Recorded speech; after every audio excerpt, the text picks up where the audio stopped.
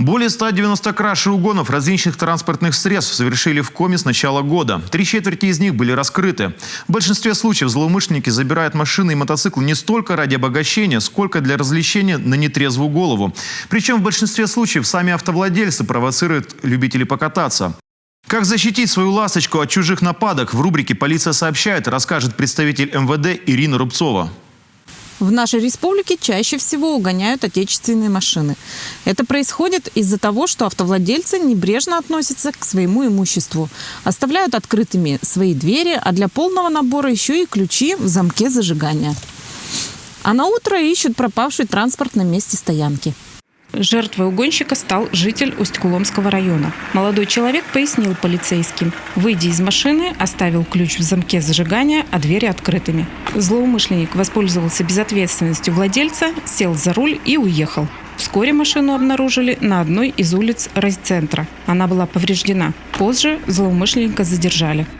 Автовладельцам стоит ответственно относиться к безопасности своего транспортного средства. Выходя из автомобиля даже на непродолжительное время, закрывайте все двери и включайте сигнализацию. Во время долговременной парковки оставляйте машину в хорошо освещенных и просматриваемых местах, оснащенных камерами наружного наблюдения или на охраняемых стоянках. Житель Усть-Цилимского района лишился своего автомобиля после совместного распития спиртного со знакомым. Во время застолья приятель завладел ключами от авто, но успел проехать на машине небольшое расстояние, пока не совершил ДТП. Злоупотребление алкоголем чаще всего приводит к нежелательным последствиям. Поэтому правильно выбирайте компанию для совместного времяпрепровождения. Не приводите домой малознакомых или ненадежных людей. Тем более не хвастайтесь перед ними ценными вещами и ключами от авто. Лишиться своего автомобиля можно, доверив его ремонт ненадежным автослесарям. Поэтому прежде чем ехать на станцию обслуживания, прочитайте отзывы других клиентов или посоветуйтесь со своими знакомыми. Желательно, чтобы в мастерской велась круглосуточная видеозапись. Работники лишний раз подумают, прежде чем кататься на чужом автомобиле, подвергая его риску получения повреждений. Владельцам авто стоит запомнить, угонщик будет искать самый легкий и удобный для себя вариант.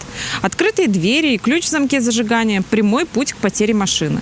Поэтому автолюбителям стоит более ответственно относиться к безопасности своего транспортного средства и соблюдать простейшие правила безопасности. Если автомобиль все же угнали, нужно сразу сообщить об этом в полицию. Чем быстрее это произойдет, тем больше шансов вернуть пропавший транспорт в целости и сохранности.